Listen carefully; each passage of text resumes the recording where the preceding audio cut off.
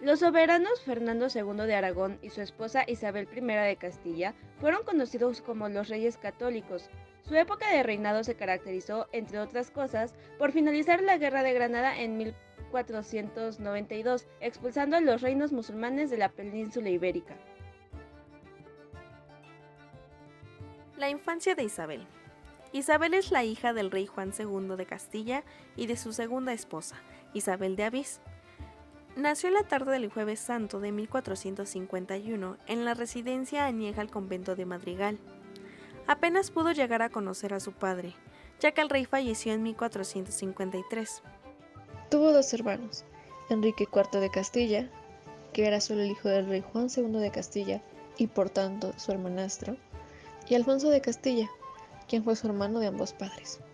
En el testamento del rey, Isabel ocupaba el tercer lugar, después de sus dos hermanos varones.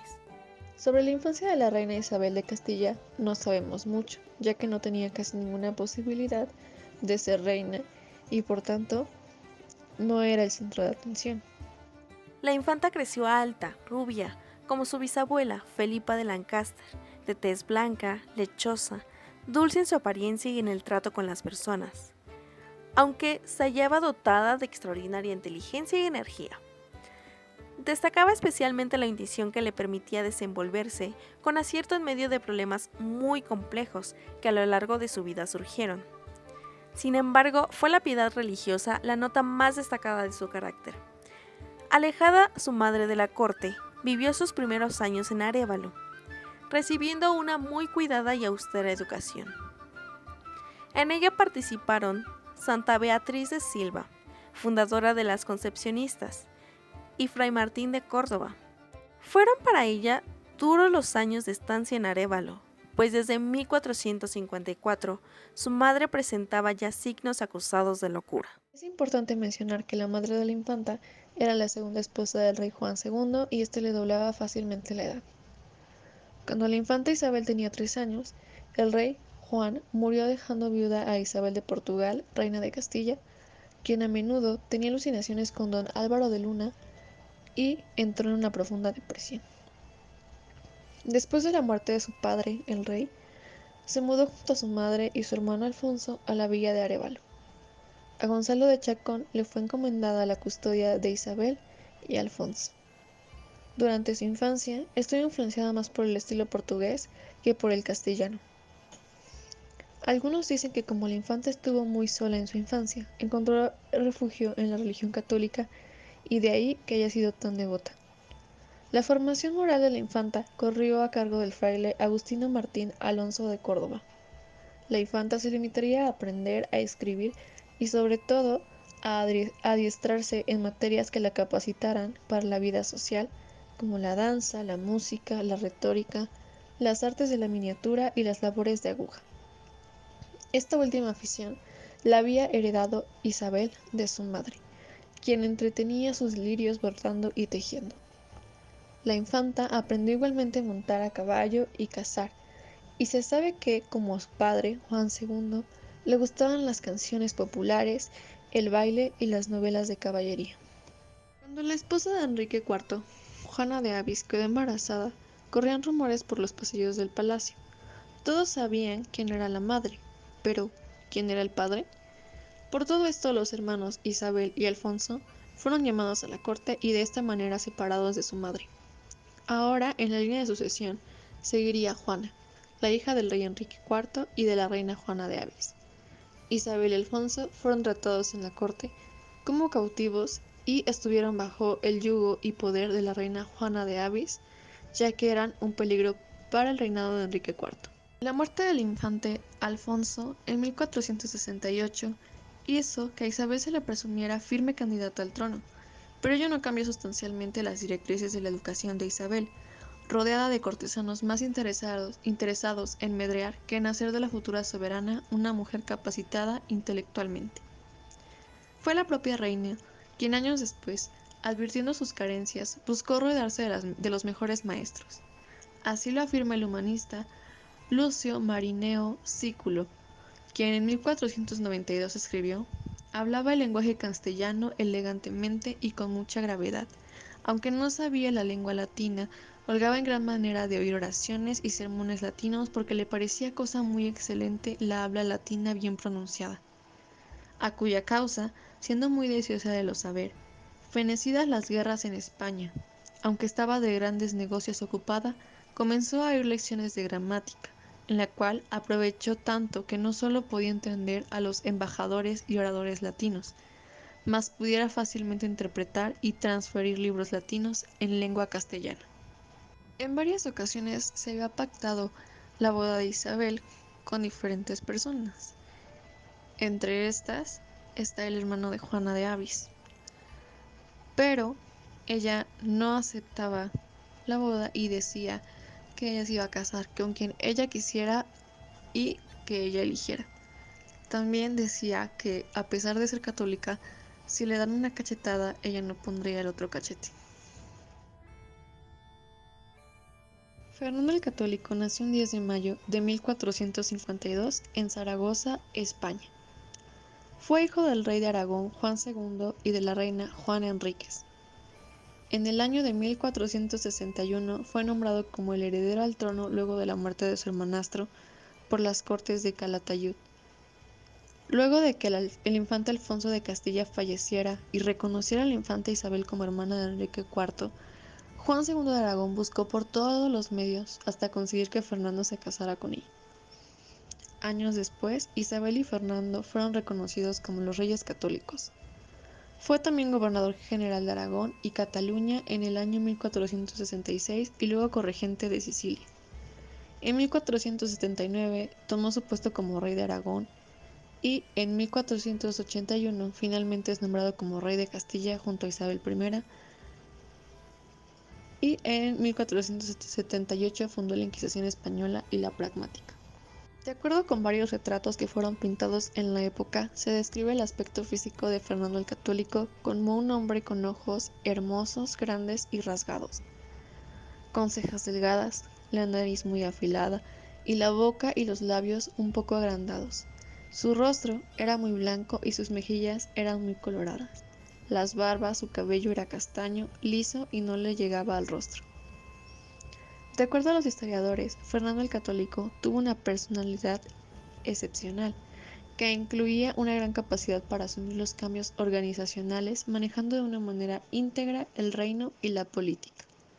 Fue un verdadero modelo a seguir a pesar de que no tenía ningún tipo de experiencia previa ni una formación adecuada. Tenía una gran capacidad de análisis sobre las situaciones y de los acontecimientos, y de una importante determinación para aprovechar las oportunidades. Su padre negoció en total secreto el matrimonio de Fernando con Isabel, cuando ésta fue proclamada princesa de Asturias. Luego, cuando Isabel murió, se casó con Germana de Foix, quien era sobrina de Luis XII de Francia. También tuvo una relación con Aldonza Ruiz de Iborra, noble catalana de Cervera, María Esperanza, María Blanca y con Juana Pereira.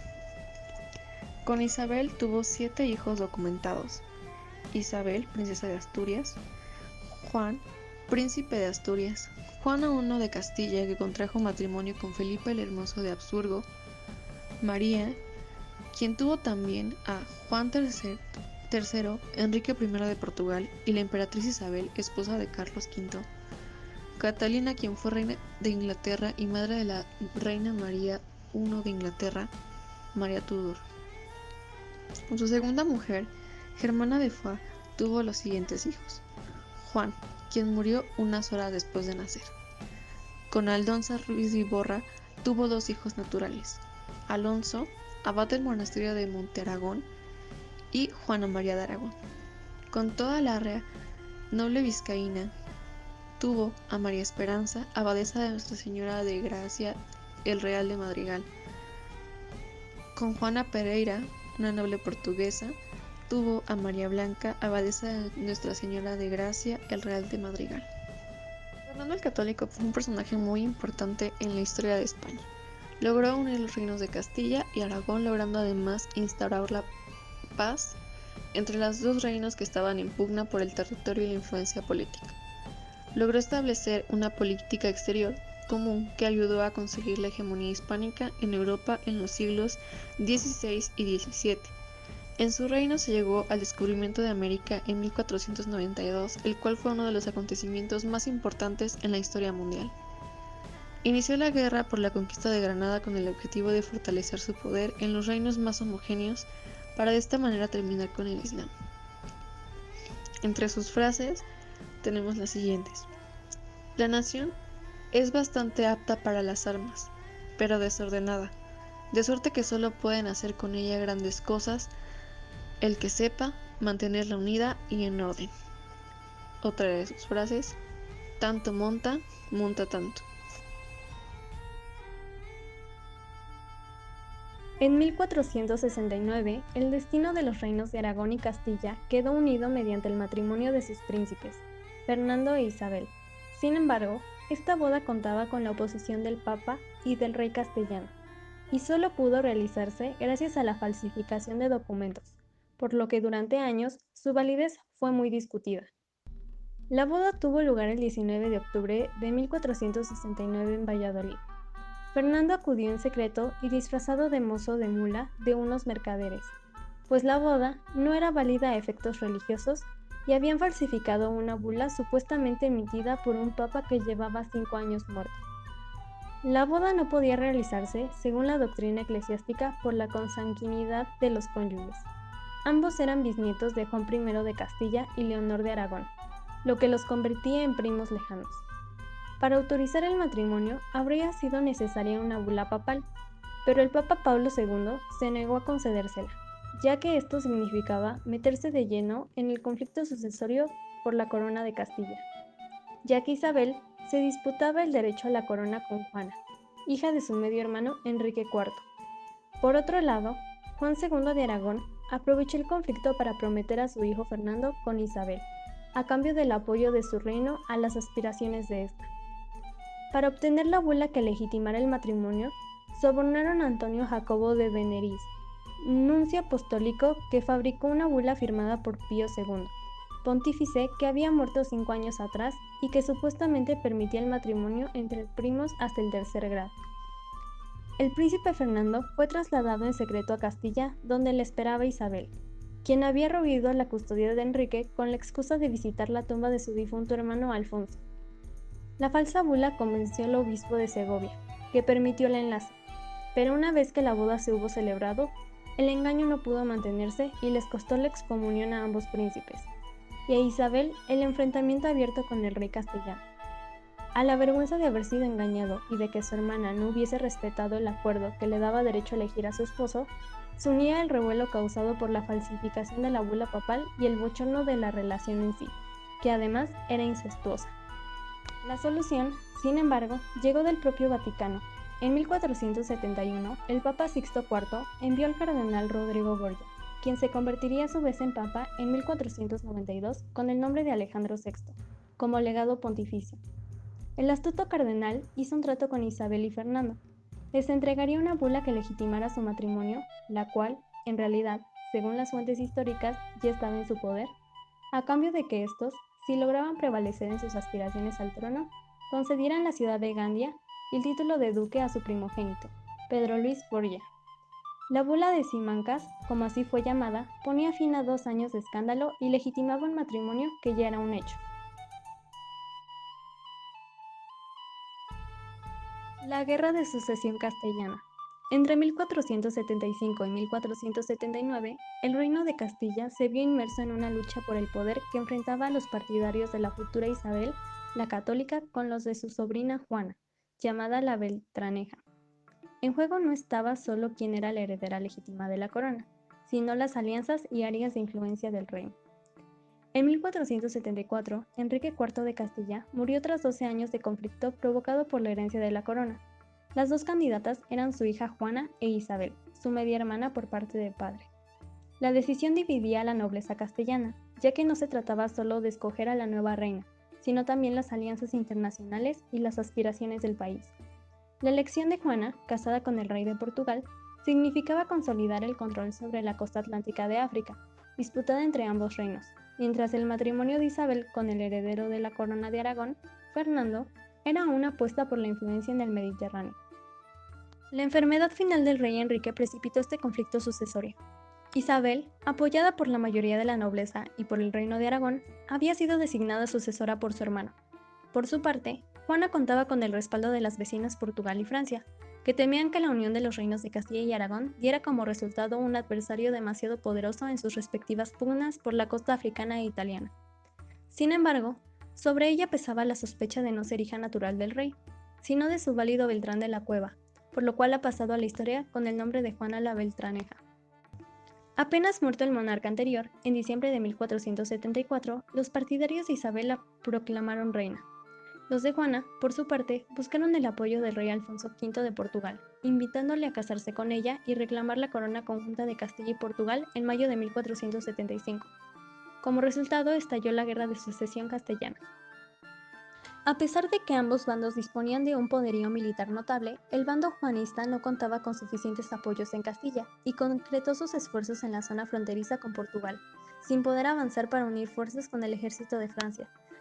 Luis XI había enviado tropas para intentar forzar su entrada en la península a través del reino de Navarra, pero estas fueron rechazadas. El rey francés, ocupado en su propia guerra contra el ducado de Borgoña, renunció a intervenir de nuevo en el conflicto. En marzo de 1476, el ejército de Alfonso V se encontró frente a frente con los isabelinos en las afueras de Toro, no muy lejos de la frontera con Portugal. Aunque la batalla terminó sin una victoria militar decisiva para ninguno de los bandos, el rey portugués pudo comprobar la falta de apoyos a su causa, y 3 meses después decidió retirarse a su país con su ejército, y la propia aspirante al trono, tras firmar una tregua con Isabel y Fernando. Esta retirada tuvo un impacto decisivo en la moral de los juanistas. Buena parte de las ciudades y nobles que habían apoyado a Juana se pasaron al bando isabelino, con lo que la guerra en Castilla podía considerarse perdida.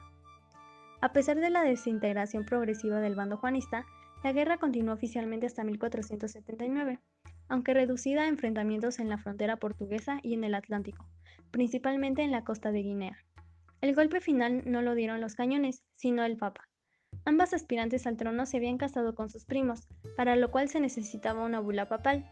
Isabel y Fernando habían conseguido que su boda fuese finalmente legitimada, mientras que la de Juana y Alfonso fue anulada. Viendo definitivamente frustradas sus aspiraciones al trono de Castilla, el rey portugués intentó obtener el acuerdo más beneficioso posible para su país. El pacto al que se llegó, materializado en el Tratado de Alcacobas, daba seguridad a ambos bandos. Isabel y Fernando renunciaban a cualquier aspiración al trono portugués, sobre el que Isabel podía tener algún derecho, aunque remoto, por parte de su madre, mientras que Alfonso renunciaba al de Castilla, para él y sus sucesores, asegurando de facto la consolidación de Castilla y Aragón para los descendientes de los reyes católicos. Más importante aún para Portugal fue obtener la tan anhelada supremacía en el Atlántico, garantizando su acceso a la costa de Guinea, donde conseguía oro y esclavos, mientras que solo las Islas Canarias quedaron bajo el control castellano.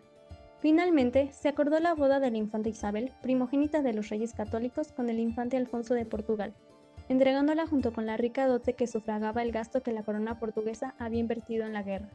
Quien se llevó la peor parte fue en cambio Juana la Beltraneja. Fue obligada a renunciar a todos sus títulos y posesiones castellanas.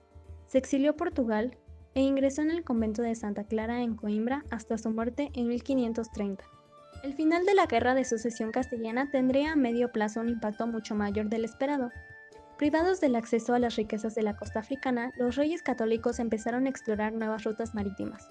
Pocos años después, un navegante de nombre Cristóbal Colón presentó, primero a la corte de Portugal y después a la de Castilla, un ambicioso proyecto: llegar a las costas asiáticas cruzando el Atlántico, obteniendo acceso directo a los productos del lejano oriente sin tener que pasar por la mediación de los otomanos. Tanto Isabel la Católica como Juan II, sucesor de Alfonso V en el trono portugués, fueron reticentes a sus demandas, que además podían suponer por parte de Castilla una ruptura del Tratado de Alcacobas, por lo que se refería a la supremacía portuguesa en el Atlántico. Finalmente fueron los consejeros de Fernando el Católico quienes allanaron el camino para que Colón partiera en agosto de 1492, como almirante de una pequeña expedición que 2 meses más tarde tocaría, sin saberlo aún, suelo caribeño.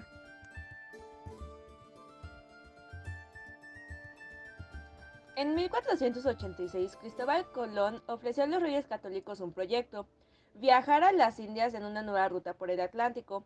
Sin embargo, para la corona era cuestión prioritaria en estos momentos la conquista de Granada, y fue hasta que lograron su victoria que los reyes aceptaron su proyecto.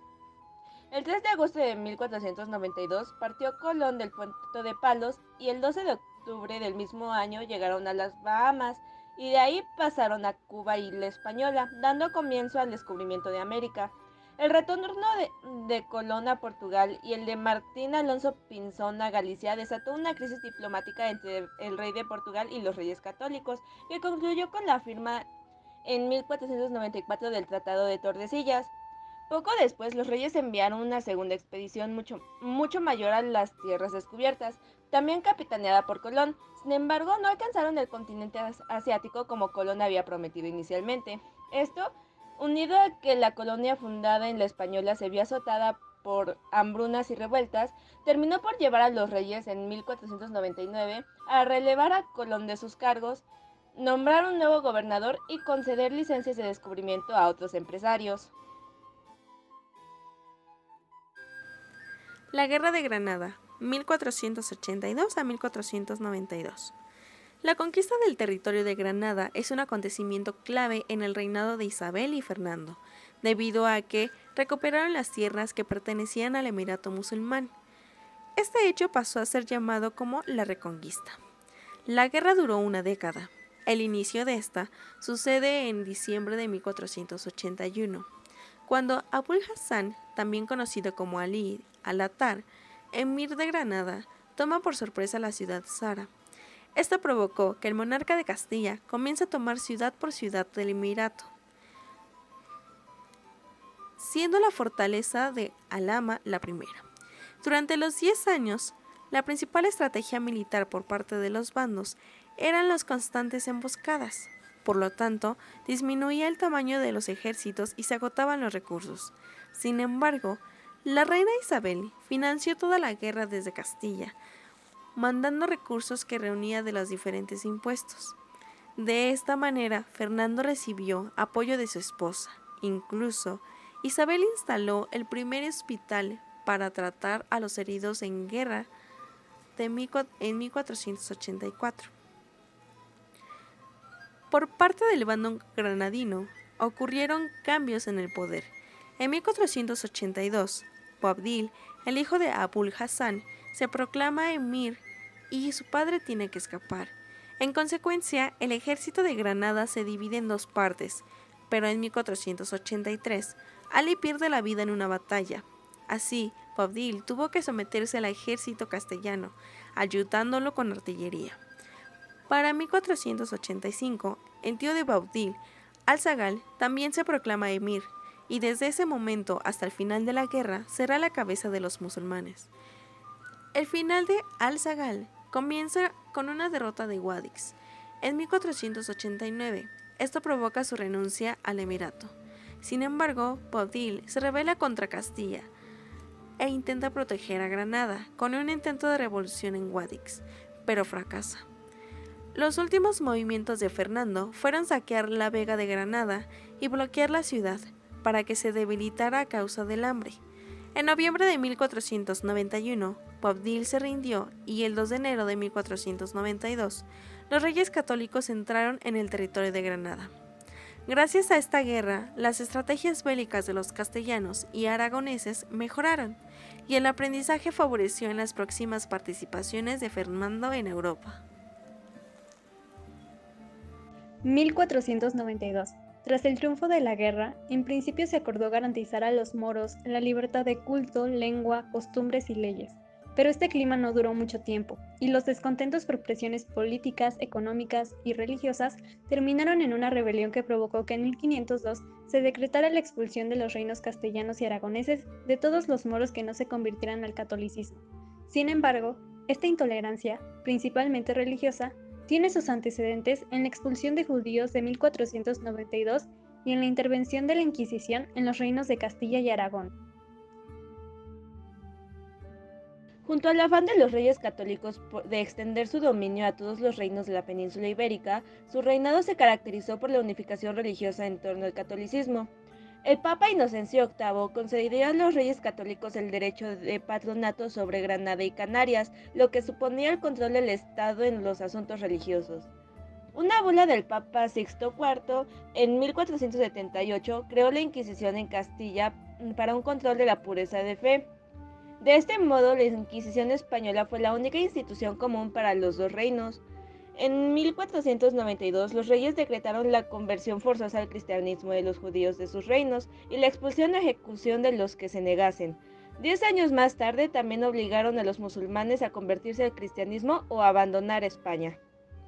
La expulsión de los judíos de España en 1492. Para comprender las razones subyacentes de tan reiterada medida, es preciso considerar la mentalidad de las gentes de la época. Y es que los judíos cada vez tenían menos cabida en el ideal de sociedad cristiana que desde comienzos del siglo XIII, a raíz del Cuarto Concilio de Letrán, preconizaba la Santa Sede. Por esto, se había intentado convertirlos a la fe de Jesucristo utilizando los sistemas más diversos, desde la fuerza, la persuasión y la palabra. Cuando estos métodos fracasaron en los reinos hispánicos, primero se optó por la segregación y después se decretó su exclusión, en un primer momento de forma parcial y luego del resto de los territorios de la península. En 1483 se les expulsó de Andalucía, en 1486 del arzobispado de Zaragoza y de las diócesis de Albarracín, en 1492 de Aragón y Castilla, en 1496 de Portugal y en 1498 de Navarra. A finales del siglo XV, el ambiente era propicio para su expulsión. A lo largo de los siglos XIII a XIV, se había ido difundiendo por la cristiandad una imagen denigrante y estereotipada del judío como ser inferior, extraño, pérfido, usurero e incluso perverso, sobre el que los cristianos proyectaron lo peor de sí mismos. Una imagen que todavía se volvió más deleznable a lo largo del siglo XV, cuando además se les responsabilizó sin pruebas de cometer actos injustificables e ignominiosos como el crimen ritual de la guardia y de ser los responsables de que los cristianos nuevos judaizaran.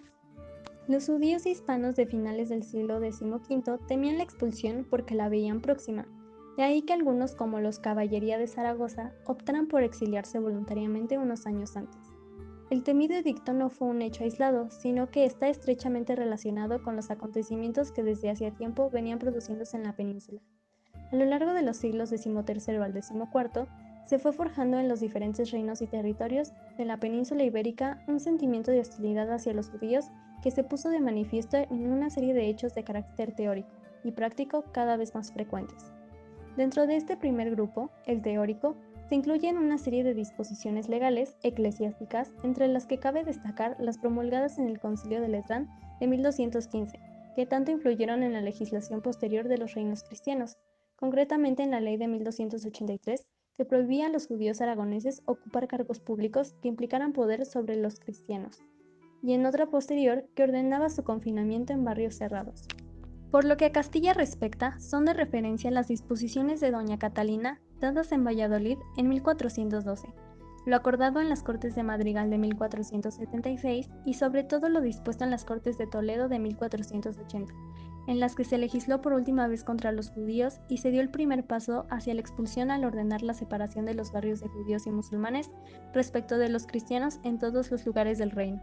Las acciones emprendidas por los cristianos contra los judíos, en un principio de forma tímida y esporádica, pronto se extendieron por toda la península.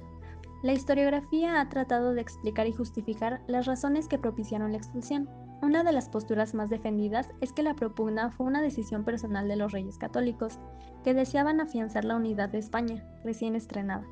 Es preciso recordar que entraron victoriosos en Granada el 2 de enero de 1492, mediante la implantación de una sola lengua y una sola religión.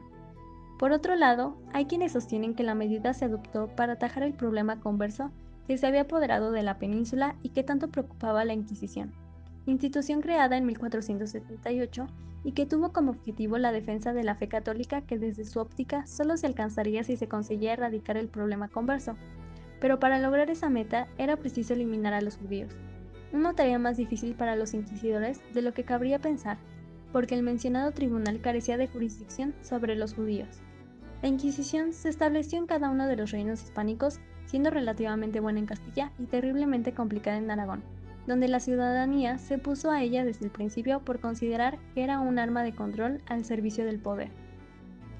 Además de la primera medida de expulsión y los inalcanzables esfuerzos de la Santa Inquisición por erradicar el problema de los conversos, existieron otros dos decretos, haciendo de esto un total de 3 decretos de expulsión.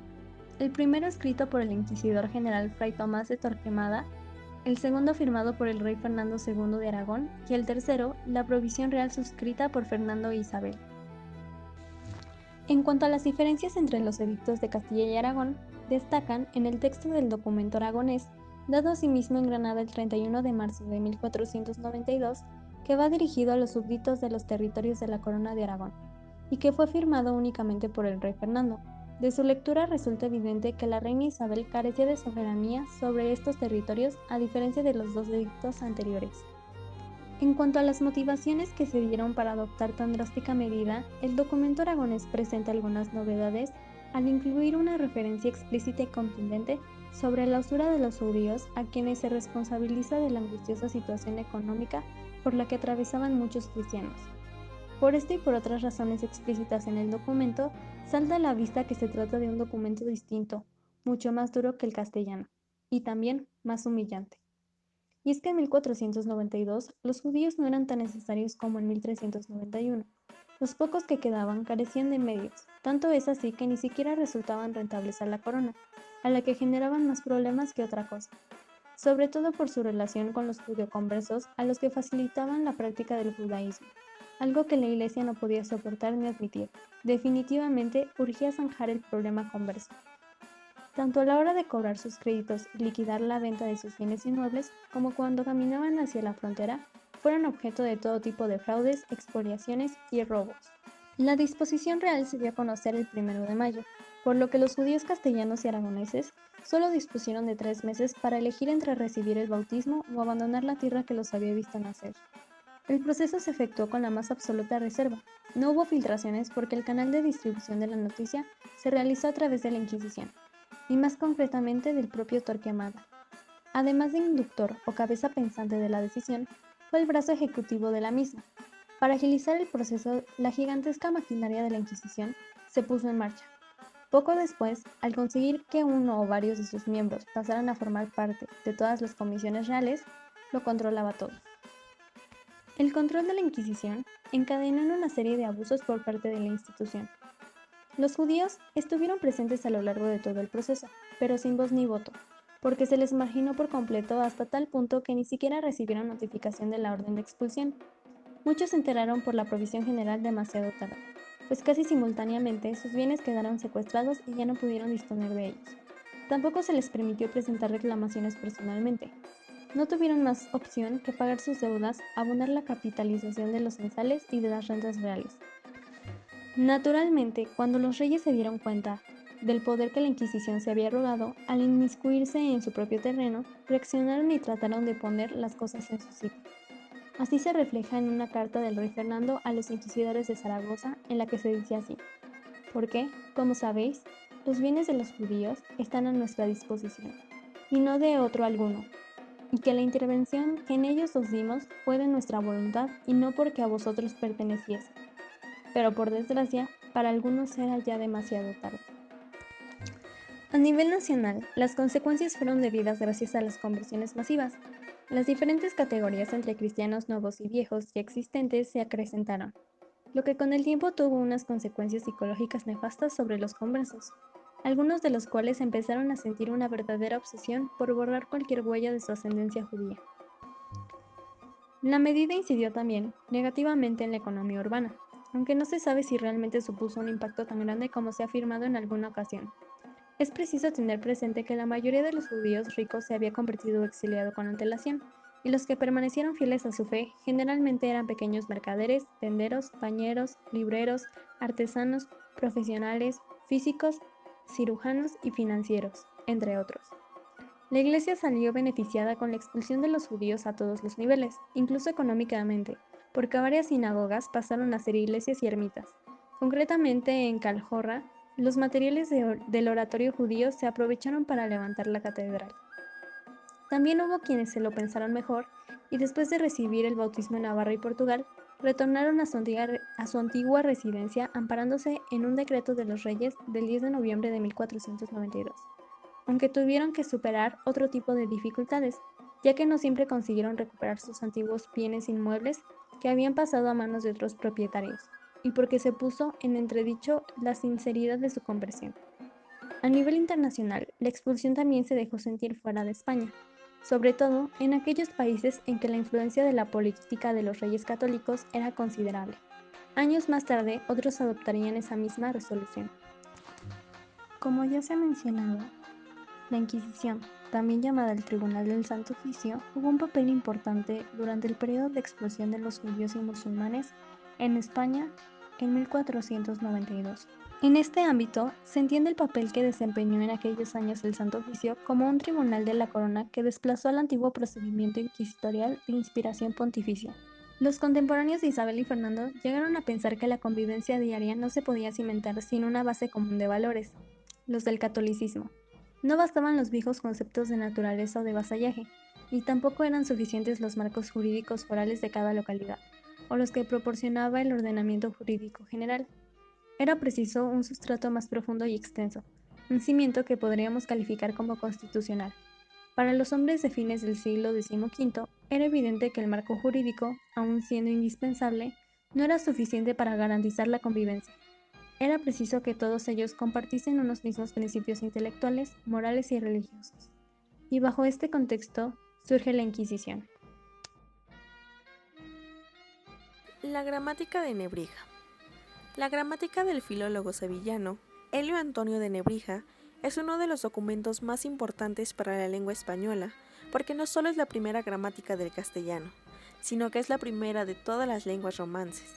Nebrija estaba tan interesado en aprender sobre la gramática latina que arribó en Bolonia, Italia, para aprender latín de los mejores profesores italianos. Sin embargo, la reina Isabel se preocupaba por no expresarse tan bien como las damas de la corte de Toledo, así que pidió a Nebrija que introdujese un texto romance en su obra Introductiones Latinae en 1483. Aunque el filólogo era un apasionado del latín y no del castellano, pronto comenzó a sentirse atraído por la lengua vulgar y continuó trabajando hasta que el 18 de agosto de 1492 publicó la primera gramática del castellano y la presentó a la corte de la reina católica. La propuesta de Antonio de Nebrija contenía 4 aspectos: la ortografía, la prosodia y composición de la sílaba, la etimología y dicción, y la sintaxis. Es necesario resaltar que esta gramática fue muy útil para la alfabetización de los territorios conquistados por la corona española. La frase tanto monta monta tanto Isabel como Fernando no era utilizada en la época y se trata de una creación posterior que se usa para expresar que una cosa está al mismo nivel que otra. Fernando sí creó el lema tanto monta basándose en una anécdota de Alejandro Magno y la frase quedó plasmada en el escudo de los Reyes Católicos.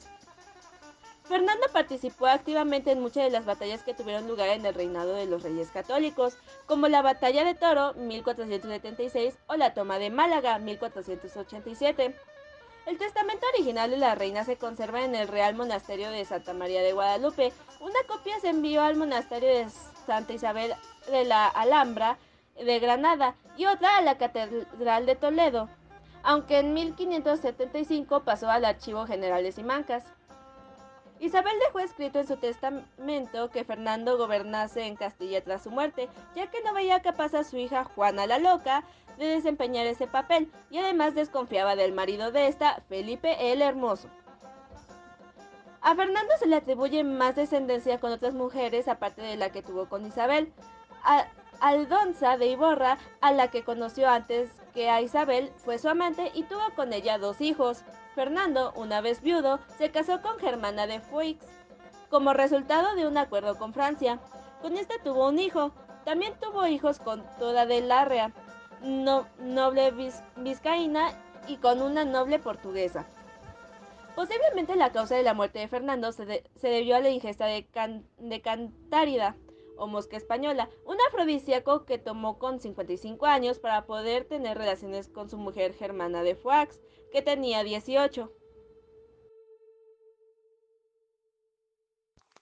Los hijos nacidos del matrimonio entre Isabel I de Castilla y Fernando II de Aragón fueron Isabel de Aragón, nacida en 1470, Juan de Aragón, nacida en 1478, Juana I de Castilla, nacida en 1479, María de Aragón, nacida en 1482, y Catalina de Aragón, nacida en 1485. En su testamento, la reina estipuló que, si bien la heredera al trono era su hija Juana, el rey Fernando administraría y gobernaría Castilla en su nombre, al menos hasta que el infante Carlos, primer hijo varón de Juana, cumpliera 20 años. Después de los hijos de Juana, la línea sucesoria pasaría a María, la hija menor de Isabel, y solo entonces a Catalina. También Isabel les pidió a sus sucesores que se esforzasen en convertir para el cristianismo el norte de África, continuando la reconquista peninsular, y que se convirtiese el cristianismo a los habitantes de América y se les tratase justamente. Fernando redactó un testamento a la víspera de su muerte en Madrigalejo. En él dejó herencias a determinados sirvientes, a su hijo natural Alfonso de Aragón, a su nieto Fernando y a su esposa Germana de Foix. Expresó asimismo su voluntad de ser enterrado en la Capilla Real de Granada, junto con su primera esposa Isabel de Castilla.